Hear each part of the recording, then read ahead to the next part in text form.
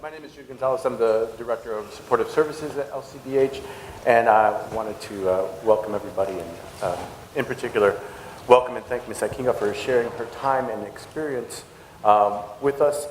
Not to take anything away from the portal, which is vital and important and represents a tremendous amount of work, but I do want to remind you at this point that the map is not the territory. And we have people who experience evictions and the ongoing cumulative trauma that comes along with it. And Ms. Akinga has generously agreed to share some of her experience.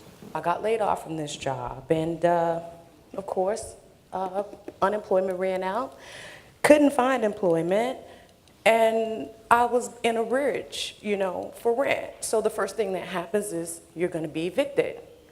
A little bit personally about myself, I do things on my own with the homeless people in the community myself. I'm not part of any organization. I'm just a person who lives here, who cares about those that are here with me, and it was just amazing to me that, I was about to join the very people that I used my limited resources to help. I was about to join them. And it was very eye-opening, because I hate this word, but I'm going to use it.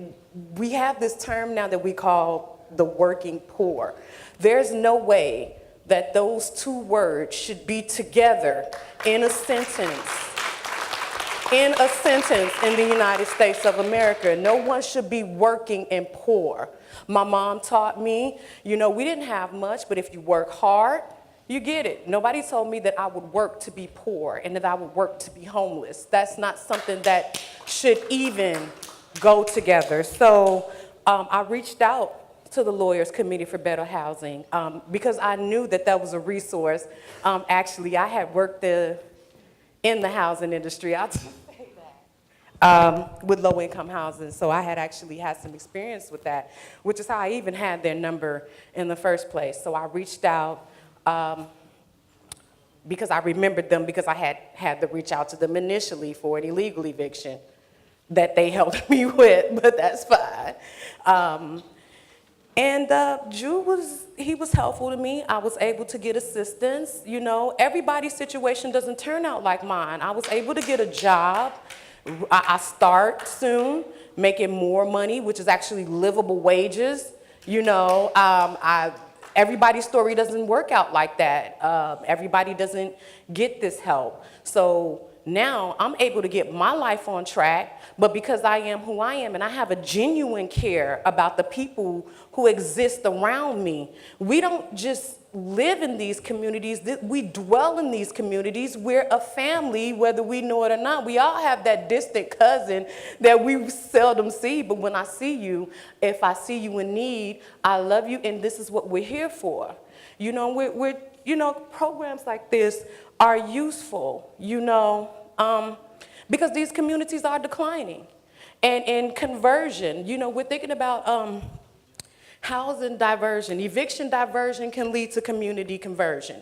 If we can keep people in these homes, if we can help people build these communities, if we can keep people stable, your future entrepreneurs, your future voters, all of your future college graduates, you need a home base, a base of operations. You need somewhere to start. You need somewhere to be where you can be safe and you can be stable.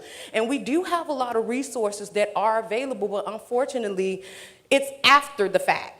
You've already been evicted. An eviction is almost tantamount to a conviction because now that you've been evicted, no one's gonna rent to you. You'll never get the opportunity to own a home. I mean, they say 7 years, but who really follows rules these days? So it's like,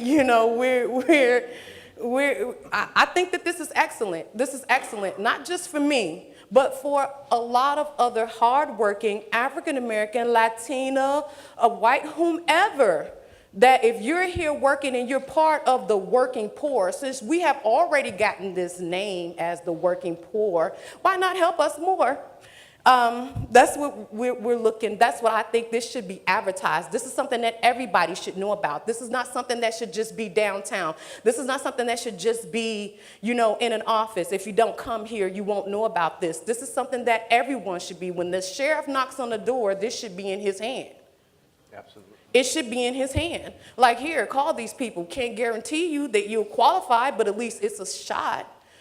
You know, because we want to think about the fact that, you know, if you've never known what it's like to have someone tell you that this time next month, get out of town before sundown. You better find somewhere to be. You know, and a lot of times we don't have the resources available because our family members are, we're coming from a long line of this. We're coming from a long line of this, you know, and that's been my goal is to make sure that no one ever has to suffer. And this is on my own. I'm not a part of anybody's organization but my own. When I go out and pack lunches, when I go to the thrift store and buy winter coats, when I buy shoes, I'm doing this by myself because it has gotten to a point, we can't continue to turn a blind eye to this. This has to be addressed. There are numbers there and people here. And we have to really do something about this. Yeah. Thank you. Thank you.